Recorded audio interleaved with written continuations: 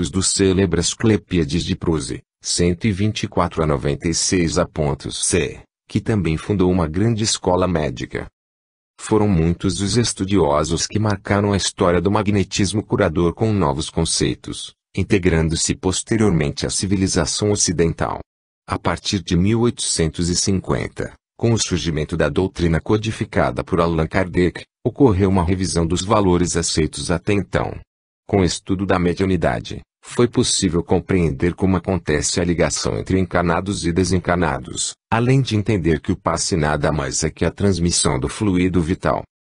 Na questão 555 de O Livro dos Espíritos, encontramos um esclarecimento sobre o sentido dos chamados feiticeiros. Aqueles a quem chamais de feiticeiros são pessoas que, quando de boa fé, gozam de certas faculdades, como a força magnética ou a dupla vista. Então, como fazem coisas geralmente incompreensíveis, são tidas por dotadas de um poder sobrenatural. Vossos sábios têm passado muitas vezes por feiticeiros aos olhos dos ignorantes.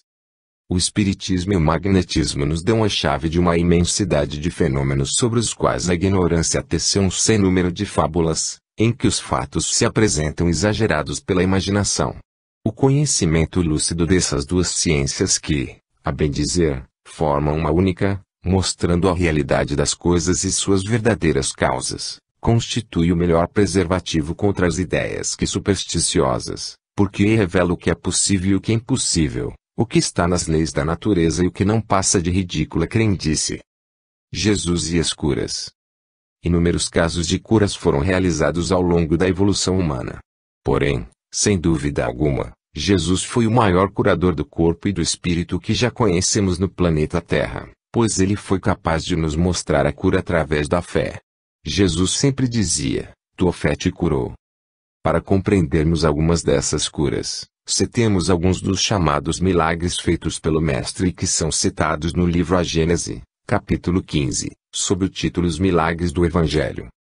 Jesus, havendo tomado um barco, atravessou o lago e veio à sua cidade, Cafarnaum.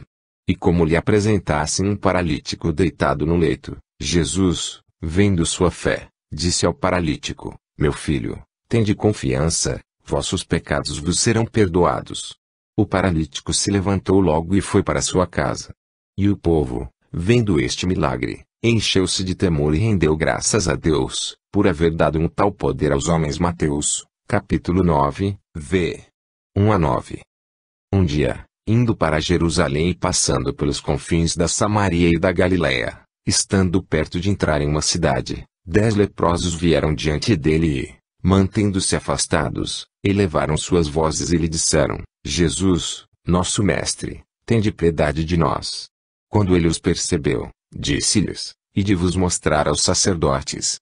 E enquanto iam, foram curados. Um deles, vendo que estava curado, voltou sobre seus passos glorificando a Deus em altas vozes e veio-se atirar aos pés de Jesus, o rosto contra a terra, rendendo-lhe graças. E este era samaritano. Então Jesus disse: todos os 10 não estão curados? Onde estão, pois, os outros 9? Só se encontrou um que voltou e rendeu graças a Deus, e este é estrangeiro. E ele lhe disse: erguei-vos e ide, vossa fé vos salvou. Lucas, capítulo 17, v. 11 a 19. Jesus ensinava na sinagoga todos os dias de sábado.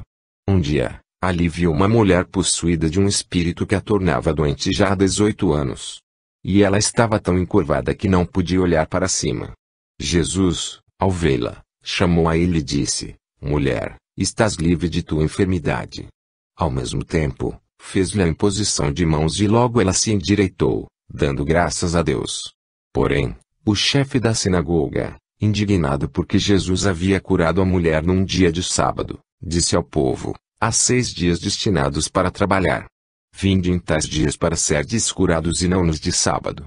O Senhor, tomando a palavra, disse: hipócritas, haverá entre vós alguém que não desamarra seu boi da canga ou seu jumento em dia de sábado e não o leva a beber? Por que, pois, não devia libertar dos laços, num dia de sábado, esta filha de Abraão, a quem Satanás tinha assim amarrada durante 18 anos? Com tais palavras, Todos os seus adversários ficaram confusos e todo o povo ficou encantado de vê-lo praticar tantas ações gloriosas. Lucas, capítulo 13, v. 10 a 18. Em todos esses casos de cura e em tantos outros, como do profeta bíblico Elias, que ressuscitou o jovem filho da viúva de Serapta, o dos cientistas Clepíades de Pruse, que fez reviver um féretro, e de Jesus, que fez com que Lázaro de Betânia se erguesse do túmulo após 4 dias dentro do sepulcro, o que permitiu realizar a cura foi a fé e o poder da vontade dos enfermos. Vale lembrar que o embasamento da doutrina espírita nos mostra que o fato da volta à vida corporal de um indivíduo realmente morto seria contrário às leis da natureza. Portanto, trata-se de casos de erros e acidentes relacionados à letargia e à síncope, mais comuns em uma época que faltavam recursos suficientes. Dr. Bezerra de Menezes. Ao abordarmos a questão das curas espirituais, não podemos nos esquecer de falar mais detalhadamente de uma grande figura, um grande espírito que viveu entre nós e que hoje atua no plano espiritual para orientar todo um trabalho competente de auxílio médico. Estamos falando do Dr. Bezerra de Menezes, conhecido por muitos como médico dos pobres, um dos nomes mais significativos na história do espiritismo. Além de grande médico, Bezerra de Menezes sempre foi um homem de reputação ilibada, um político de atitudes dignas e de grande honradez. Mas, fundamentalmente, foi ao abraçar os pobres necessitados e dividir com eles sua vida e trabalho que a pureza desse espírito de escola aflorou, dando exemplos e mais exemplos de amor e dedicação ao próximo.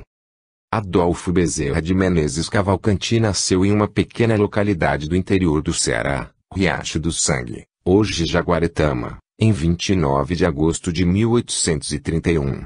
Aos 7 anos, ingressou na escola pública, levando cerca de 10 meses apenas para ficar bem instruído. Aos 11, já cursava humanidades e, aos 13, dava aulas de latim, substituindo a ausência do professor.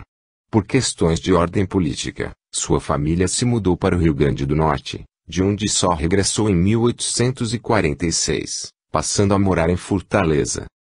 Bezerra de Menezes era filho de Antônio Bezerra de Menezes, um tenente-coronel da antiga Guarda Nacional que legou ao filho toda a sua carga de caráter e honradez.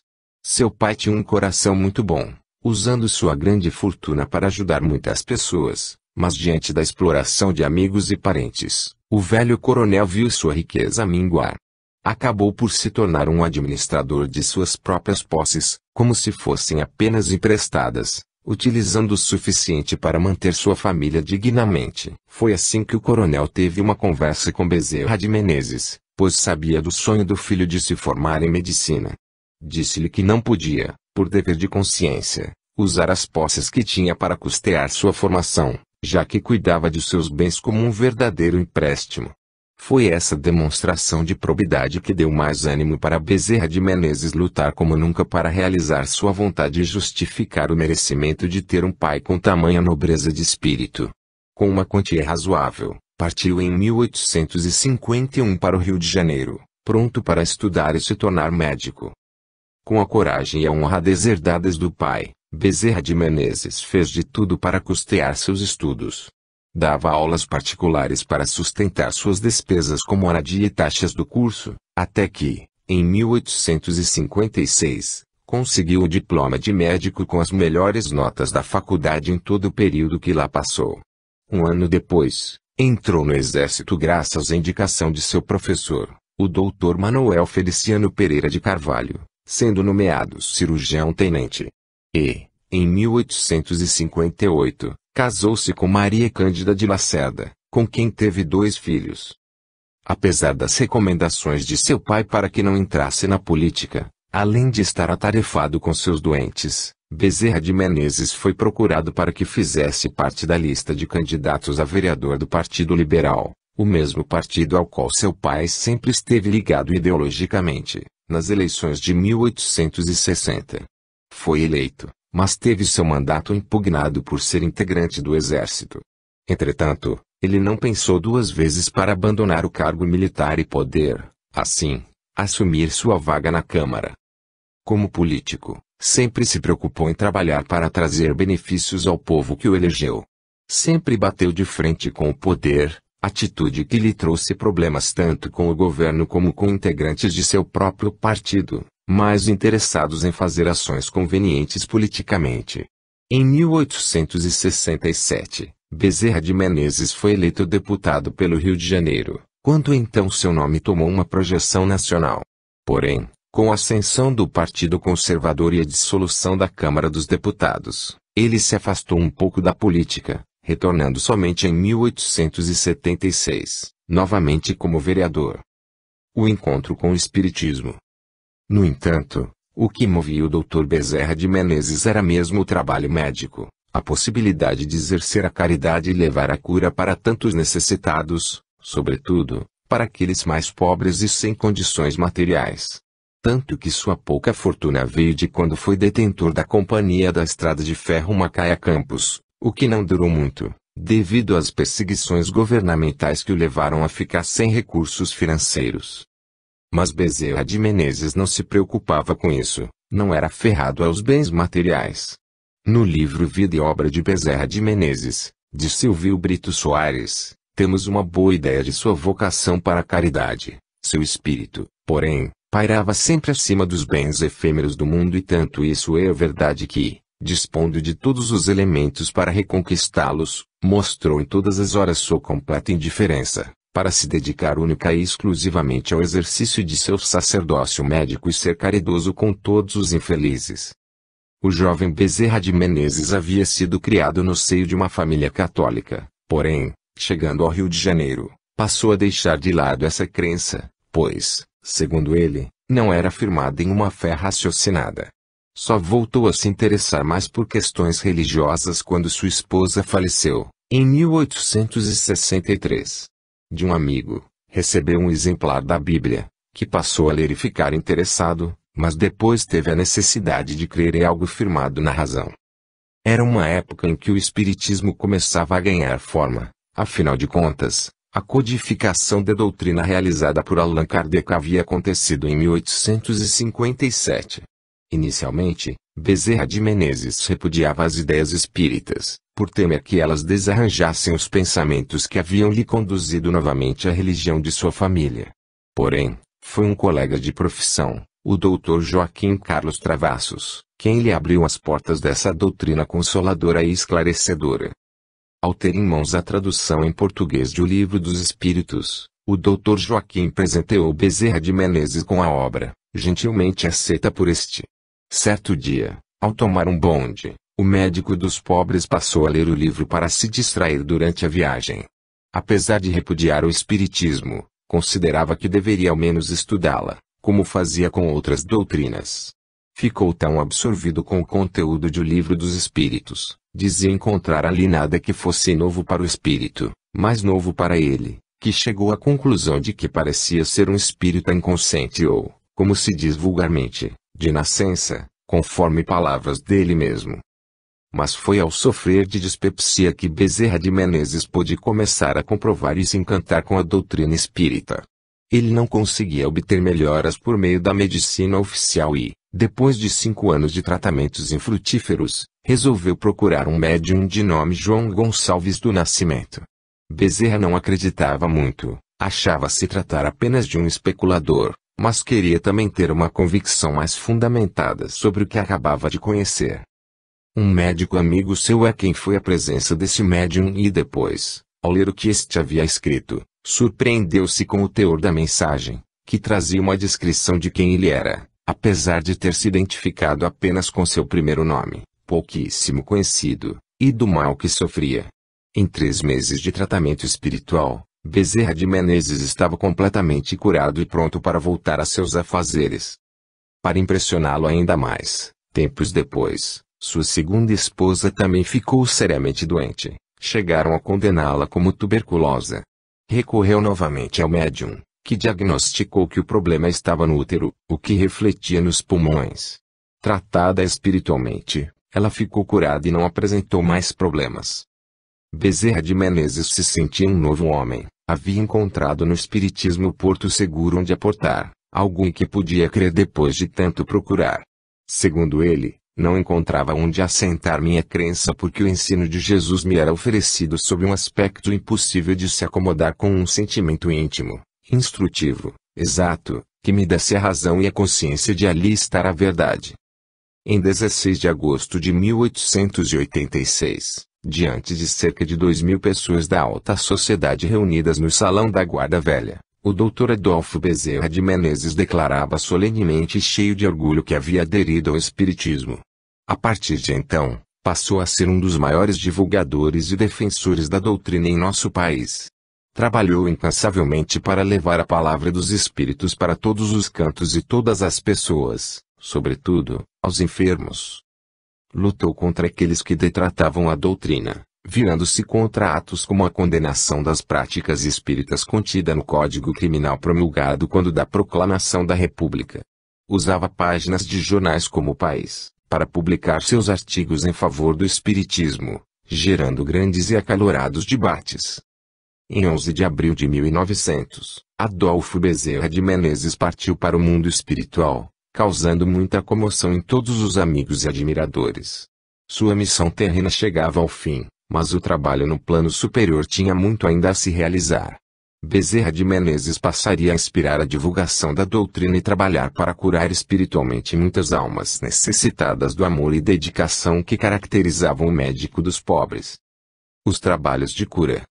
Quando encarnado, Bezerra de Menezes disse certa feita: um médico não tem o direito de terminar uma refeição nem de perguntar se é longe ou perto quando um aflito qualquer lhe bate à porta.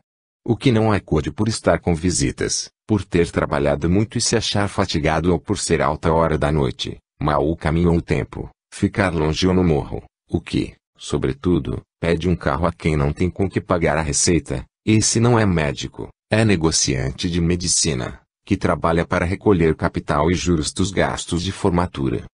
Sendo assim, nunca teve pudores de cuidar e curar quem quer que fosse, na hora e no lugar que fosse, sempre tendo em mente que fora da caridade não há salvação. Trabalhava de graça, levando sua palavra de conforto, seus recursos de médico e sua bolsa de remédios para minorar o sofrimento das pessoas.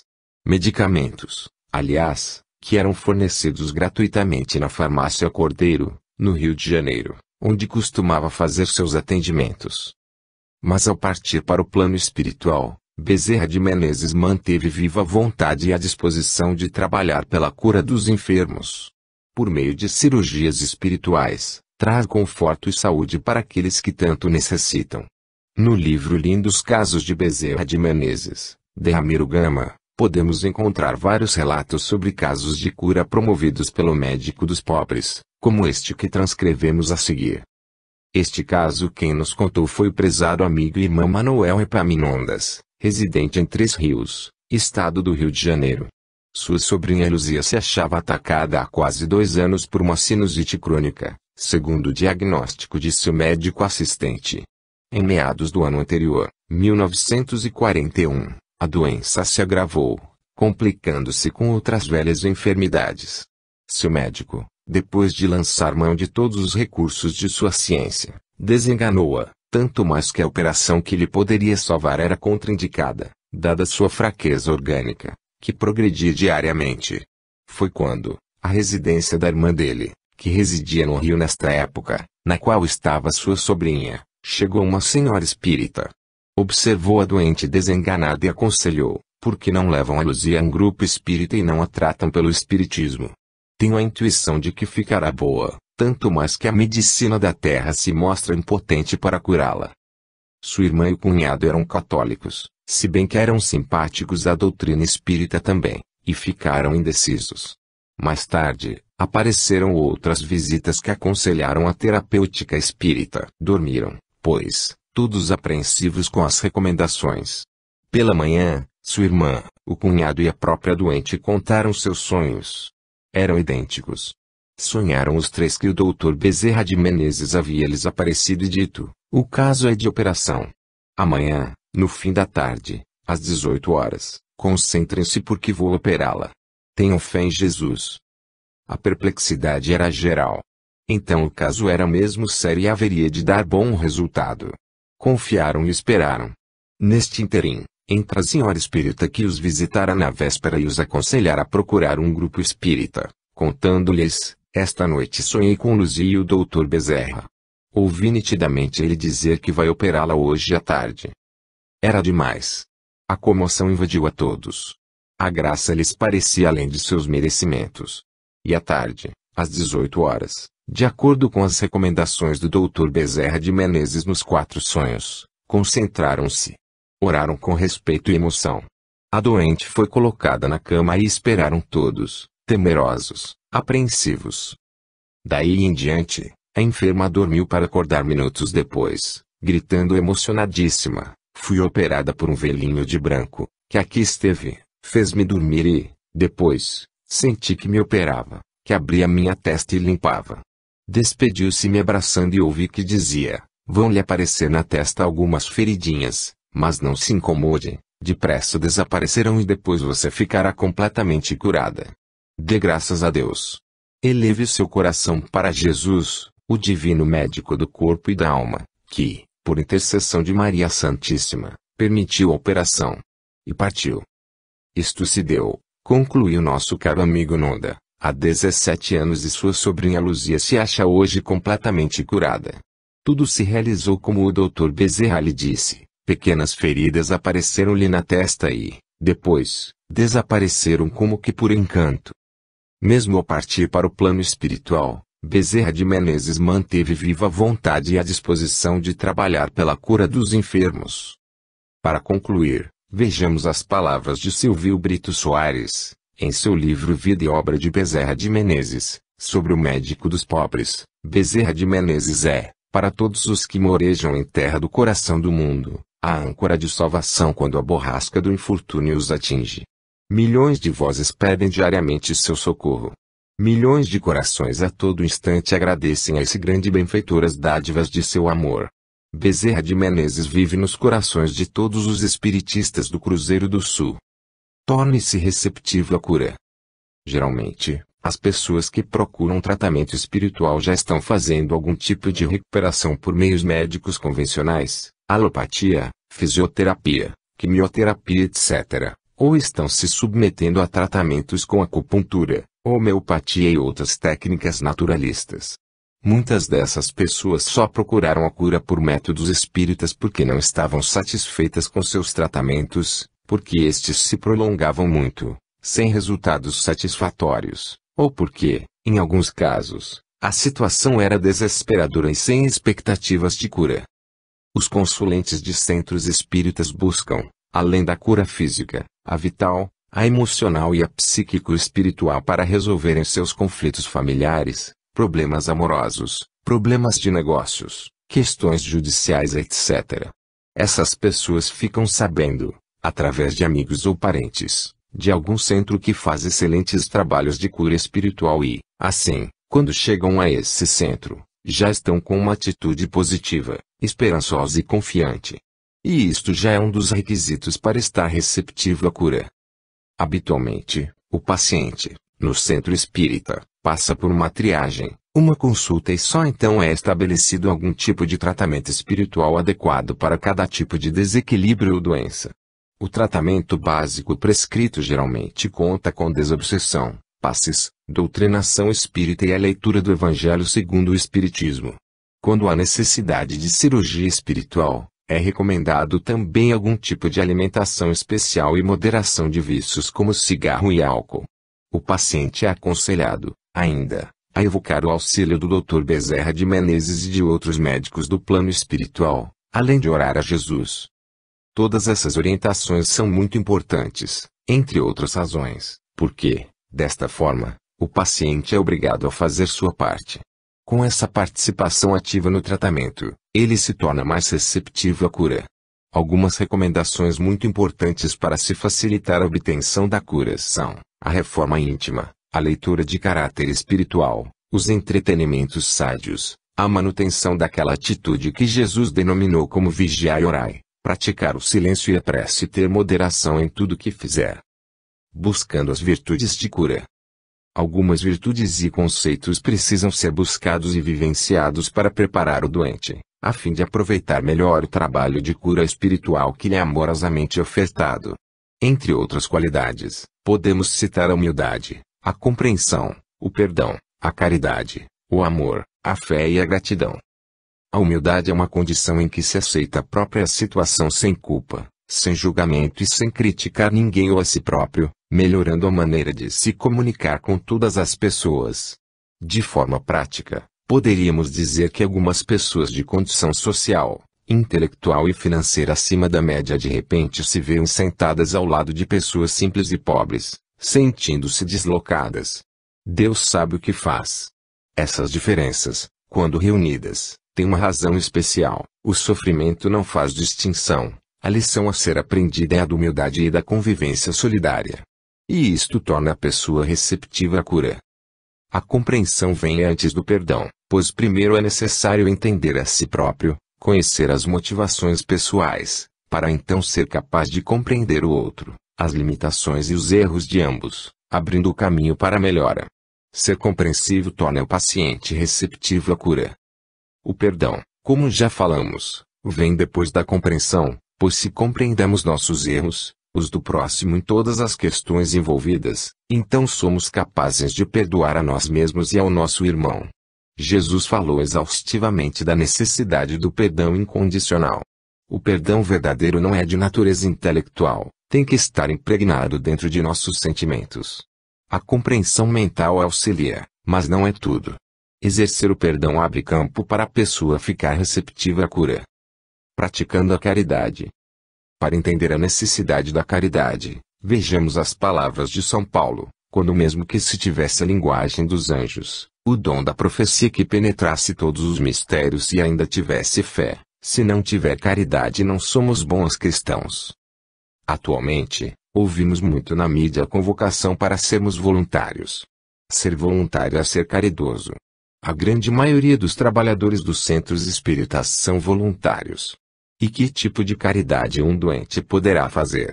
Poderá, ao adentrar na casa, dar um bom dia sorrindo, ser gentil com os presentes, sentar-se silenciosamente, orar e pedir a Jesus e a Deus que abençoe essa casa espírita, todos os médiuns, os guias espirituais e as outras pessoas que também estão lá buscando tratamento. Estas são pequenas atitudes que melhoram seu campo energético e facilitam a recepção das energias de cura. Além disso, a pessoa pode se informar sobre as necessidades da casa e colaborar com aquilo que lhe for possível.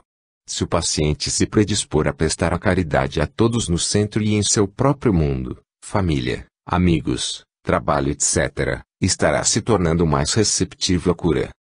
Sobre o amor, o Evangelho segundo o Espiritismo, no capítulo 15, afirma que ele é o maior mandamento. Jesus disse: amarás ao Senhor, teu Deus, de todo o seu coração, de toda a tua alma, de todo o teu espírito. Esse é o maior e o primeiro mandamento. O segundo mandamento é semelhante ao primeiro: amarás ao teu próximo como a ti mesmo. Na verdade, a maioria das pessoas confundem o amor verdadeiro, amor divino, espiritual, compaixão, apego, controle, algo muito pessoal e separatista. Se quisermos aprender e desenvolver o sentimento do amor em nós, que comecemos a ler e a pensar sobre o assunto, orando e pedindo a Deus que purifique nossos sentimentos e transforme nosso amor. O amor cura, salva, faz milagres, é o maior poder do universo.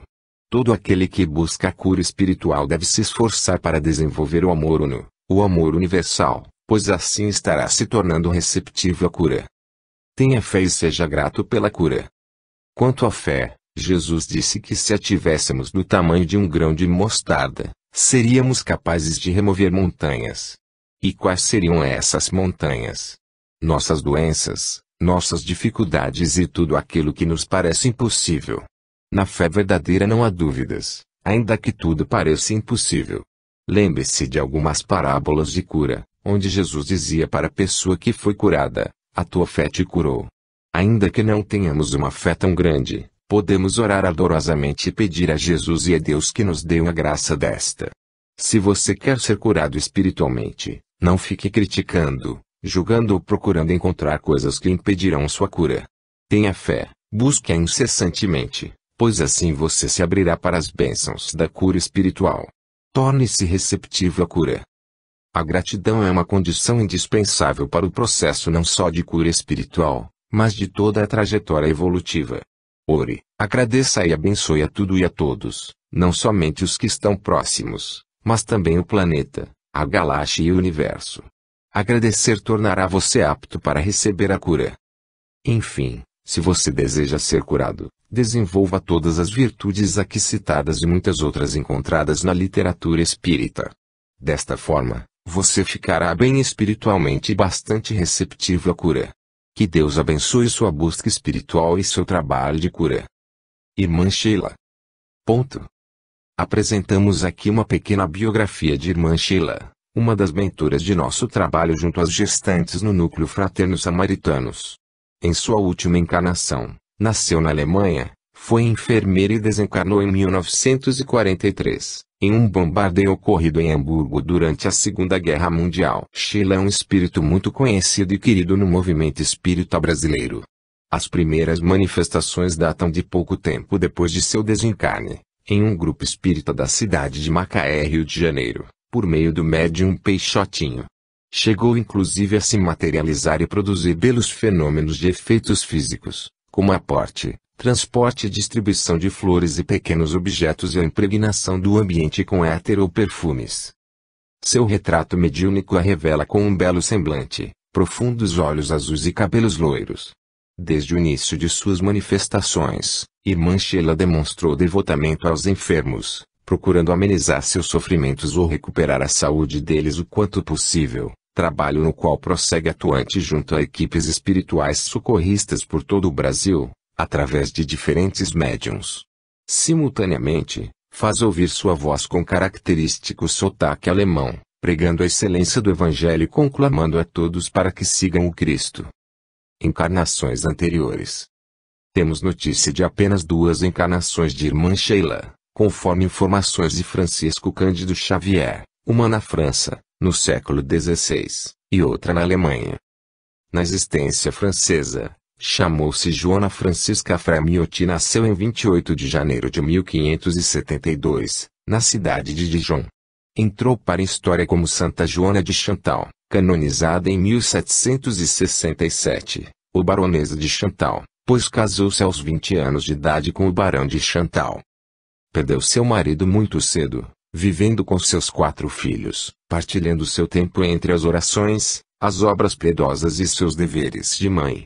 Em 1604, juntamente com o bispo de Genebra, São Francisco de Sales, fundou em Amiens a Congregação da Visitação de Maria e dirigiu, como superiora, a casa que havia fundado no bairro de Santo Antônio, em Paris. Passaram por grandes dificuldades na capital francesa e, em 1619, Santa Joana de Chantal deixou o cargo de superiora da Ordem da Visitação e retornou para Annecy, sede da Ordem. Em 13 de dezembro de 1641, na cidade de Moulins, ela veio a desencarnar. A outra encarnação conhecida de Irmã Sheila aconteceu na Alemanha. Corriam os anos e as guerras, os conflitos eram vividos por todos os povos. Aflições e angústias assolavam a cidade de Berlim, capital alemã, onde Sheila já atuava como enfermeira, socorrendo onde quer que fosse chamada. Seu estilo simples e sua meiguice espontânea ajudavam muito em sua profissão. Bonita, a tez clara e o cabelo muito loiro davam-lhe um ar de graça muito suave e mostrava nos olhos azuis verdeados um brilho intenso, que refletia a grandeza de seu espírito. Com estatura mediana e usando seu inseparável avental branco, lá estava Sheila preocupada em ajudar sempre. Esquecia-se de si mesma e pensava somente em sua responsabilidade. Via primeiro a dor, depois a criatura. Essa moça não ouvia as terríveis explosões partidas das armas destruidoras, pois o que ela ouvia era a voz de alguém que gemia de frio e dor. Por essa razão, em uma tarde onde os soldados se misturavam ao ódio gerado por almas sedentas de guerra, eis que tomba no solo de sua pátria a jovem enfermeira que, através de sua coragem, atravessava os campos perigosos de batalha para socorrer e sanar os gritos que lhe vinham de encontro. Pelo toque triste de um clarim, muitos viram cair junto aos sofridos soldados da Segunda Guerra Mundial o corpo da enfermeira fiel, destemida e amiga. Morreu nos campos de luta aos 28 anos de idade para, depois de muitos anos, surgir nas esferas superiores com seu mesmo estilo, com seu carinho e dedicação ainda mais aprimorados. Irmã Sheila, a enfermeira do alto, desce agora em outra condição. Trabalho espiritual no Brasil. Tudo indica que Irmã Sheila, algum tempo depois de sua desencarnação em terras alemãs, vinculou-se às falanges que atuam em nome do Cristo no Brasil. Atualmente, nossa querida mentora trabalha na espiritualidade juntamente com Caio Bachutel, coordenador-geral da colônia espiritual Alvorada Nova. Sheila desenvolve um trabalho forte e muito amplo com dedicação ímpar, coordenando 14 equipes. Os coordenadores destas equipes formam com ela o Conselho da Casa de Repouso, que se reúne periodicamente para decidir as questões pertinentes à casa. Rafael Ranieri nos conta que em uma das primeiras reuniões de materialização realizadas pelo médium Peixotinho, iniciadas em 1948, já surgiu a figura caridosa de Sheila. Em Belo Horizonte, Minas Gerais, marcou-se uma pequena reunião que seria realizada com a finalidade de submeter Dona Lorde Barros Soares, esposa de Jair Soares, a tratamento. No silêncio e na escuridão, surgiu a figura luminosa de mulher, vestida de tecidos de luz e ostentando duas belas tranças. Era Sheila, entidade que na última encarnação animou a vida de uma moça alemã. Nas mãos trazia um aparelho semelhante a uma pedra verde clara e ao qual se referiu dizendo que era um aparelho ainda desconhecido na Terra, emissor de radioatividade. Fez aplicações com o aparelho em Dona Ló. A simplicidade e a beleza do espírito nos falava das regiões benditas da perfeição. Depois de alguns minutos, levantou-se da cadeira e fez uma belíssima pregação evangélica com sotaque alemão e voz de mulher. Em vários grupos espíritas brasileiros, além de sua atuação na assistência à saúde humana, Irmã Sheila sempre se caracterizou por trazer às reuniões certos objetos, fenômenos de transporte, e distribuir éter ou perfume. É por isso que fica no ambiente um encantador aroma de flores. Chico Xavier nos conta de um depoimento de Joaquim Alves. Com a presença de Sheila, Chico aplicava passes. Ao nosso lado, ocorreu um ruído, como se algum objeto de pequeno porte tivesse sido arremessado sem violência. Disse um médium, Sheila deu-lhe um presente. Logo mais, procuramos ao nosso redor e vimos um caramujo grande e adoravelmente belo, estreado em deliciosas cores. Apanhamo-lo rapidamente e verificamos nele água marítima, salgada e gelada, com restos de uma areia fresca. Sheila o transportara para nós. Estávamos a centenas de quilômetros de uma nesga de mar, em manhã de sol abrasador que crestava a vegetação e, em nossas mãos, o caramujo que o espírito nos ofertara. Vivemos, algum tempo depois, outro raro instante. Bissoli, Gonçalves, Isaura, entre outros, compunham a equipe de beneficiados, agrupando-se numa das salas da casa de André, tendo Chico se retirado para o dormitório do casal. Em uma onda de perfume, corporificasse Sheila, loira e jovial, falando com seu forte sotaque alemão. Bissoli estabeleceu o diálogo. Eu me sinto mal, diz Bissoli. Você come muita manteiga, vou tirar uma radiografia de seu estômago, informou Sheila. A seu pedido, nosso companheiro levantou a camisa. O espírito corporificado aproxima-se e entrecorre, num sentido horizontal, os seus dedos semiabertos sobre a região do estômago de nosso amigo. E tal se lhe incrustasse uma tela de vidro no abdômen, podíamos ver as vísceras em funcionamento. Pronto, diz Sheila, apagando o fenômeno. Agora levarei a radiografia ao plano espiritual, para que estudem e lhe deem um remédio. Ao término destes singelos apontamentos biográficos, com muito respeito por esse espírito missionário de tanta dedicação e amor em nome de Jesus, só nos resta agradecer a assistência e amor doados por Irmã Sheila. A prece e a reforma íntima. No Evangelho, os Espíritos nos dizem, a forma não é nada, o pensamento é tudo. Orai, cada um, segundo as vossas convicções e o modo que mais vos toca. Um bom pensamento vale mais que numerosas palavras estranhas ao coração. Mesmo sabendo dos benefícios e qualidades da prece, a solução de nossos problemas requer muito mais do que vontade e fé ardente. É indispensável esforço no sentido da melhoria íntima. Evocar a inspiração dos bons espíritos e pensar que eles resolvem tudo é não assumir sua responsabilidade como parte do processo. Essa atitude tende a levar à acomodação. É necessário querer mudanças e fazê-las acontecer de forma direta, objetiva, consciente e responsável. Isto significa colocar em prática a modificação de certas atitudes, pensamentos e emoções negativas. Revitalizar o ânimo e modificar as imagens do inconsciente que carregam tristeza, rancor, ódio, mágoa e medo é uma maneira de reorganizarmos essas emoções que nos fazem tanto mal. Esse recondicionamento íntimo não se refere apenas ao ganho de virtudes interiores, como amar e perdoar, mas à conquista do comando consciente de nós mesmos e a descoberta dos potenciais que temos na mente, na vontade e na emoção. Para conseguir isso, não bastam leituras e conhecimentos, é necessária a ação programada e permanente, isto é, disciplina e controle dos impulsos. Caminhar com passos firmes assegurados na fé é imprescindível, utilizar-se da prece durante a jornada é indispensável, mas estar atento ao lema orai e vigiai é prudente e de bom senso. Fim.